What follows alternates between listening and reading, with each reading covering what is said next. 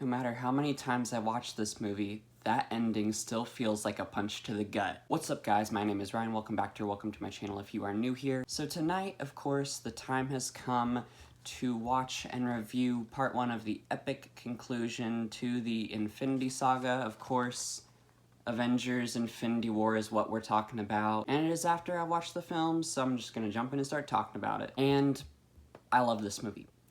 I love this movie. It's one of my favorites. We all know why it's so great. The culmination of all these films, 18 films up to this point, 10 years of films. And that's one reason why this movie is so great and works so well, is because of that build-up. 18 films, 10 years of build-up, of character development, of world building, of story arcs. There is no way they could have released just solely Infinity War and Endgame as like their own films and have them be as good as they are with all the build-up films and everything that came before. This is an MCU film that not only has everything the MCU does so well, this is the MCU film that I think does it all the best.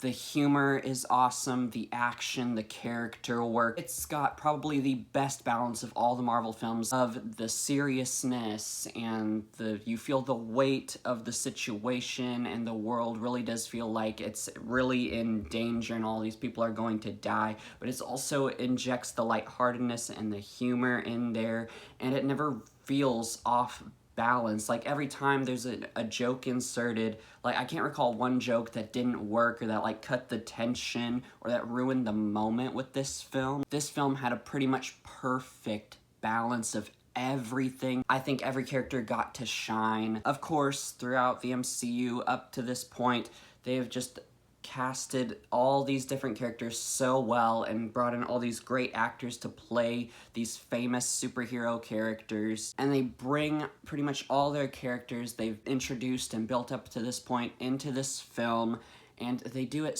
seems so seamless, and this film just flows so well and it feels so natural. It just flies by. There's nothing that feels forced. It's just all so natural and easygoing and flowing. And another benefit of all the buildup, we can just jump right into this film. Like when the film kicks off, Thanos is already on his journey to collect all the Infinity Stones. You don't have to really have any lead-in. You just kind of jump right into the whole story.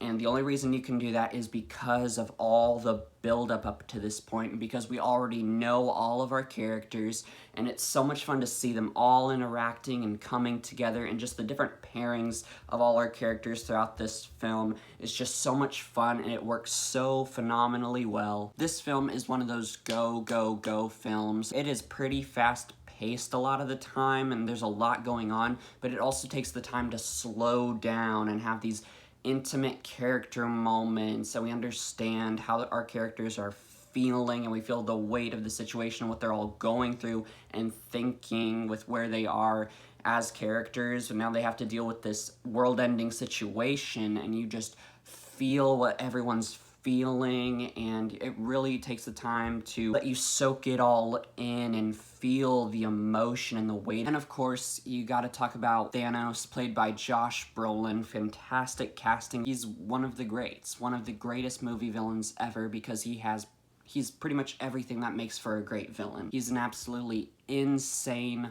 monster who truly, deeply believes that what he's doing is right. He's very well developed. We get to know him and we understand why he's doing what he's doing and where he's coming from, while also knowing that what he's doing is completely, absolutely beyond insane. He truly does believe he's the hero of his own story, and that all these heroes that are fighting against him are the villains of the story, and that he is the only one who knows what's right. He is imposing, he's threatening, he can be very scary every time Thanos gets a stone, and all the build up to that snap at the end, it just does such a great job at building tension, building up to this climax moment of that snap, and half of all life in the universe getting erased. And like I said in the intro, it kind of loses a bit of punch because we know everyone comes back, and we knew everyone was coming back when this movie came out because, you know, they announced a bunch of films and all that. We knew that all these characters were coming back,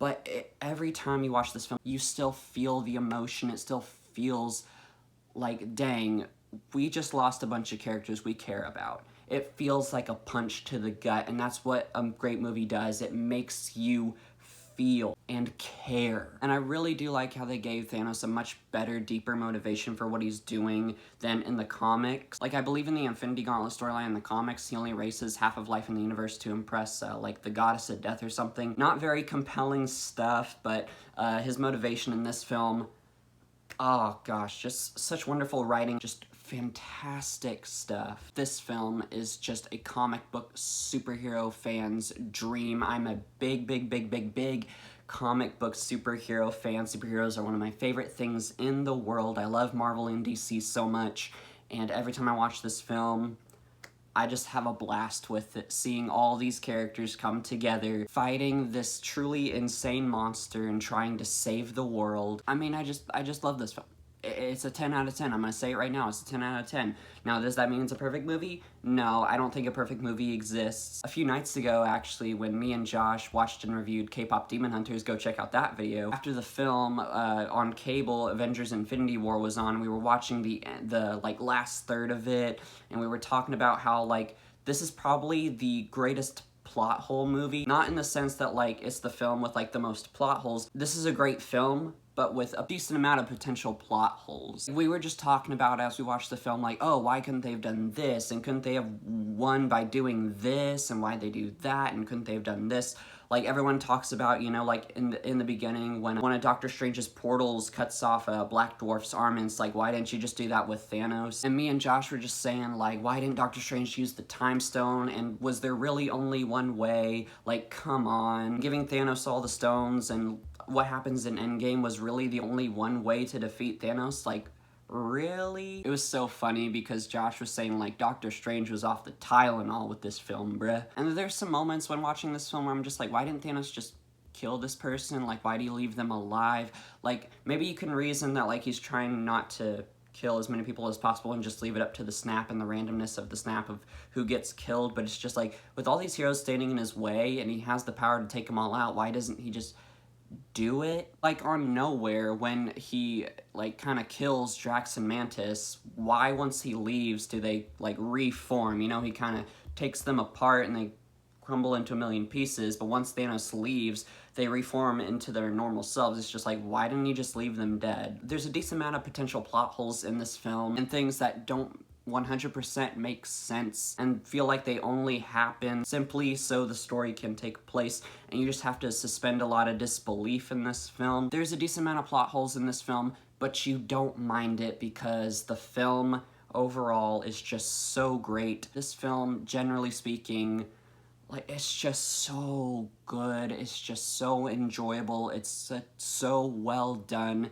It's one of the greatest superhero films of all time, in my opinion. Another criticism real quick, we could have gotten a bunch of really good Hulk action in both this film and in Endgame, but Hulk is, you know, kind of, in this film at least, scared to come out, and I understand that, but I feel like it didn't completely work and make sense because I felt like I understand that Hulk is scared to come out after losing to Thanos, but I feel like there should have been a scene towards the end where Banner could give a pep talk to the Hulk and help him realize that, like, hey, I know you're scared, but, like, people are gonna die. Like, half the universe is gonna die if you don't come out and Hulk out. I don't know, I just felt like that's what would have actually happened, and they just didn't do that for some reason. I don't feel like they explain it all that well in this film, and I've been waiting for them to hopefully explore more of Bruce Banner and Hulk's character and relationship. Maybe we'll get that in the future of the MCU. The MCU handles a lot of characters really well, but Hulk and Bruce Banner is a character or characters that I felt like haven't been done as much justice as a bunch of other characters, so I really hope they do them more justice in the future of the MCU,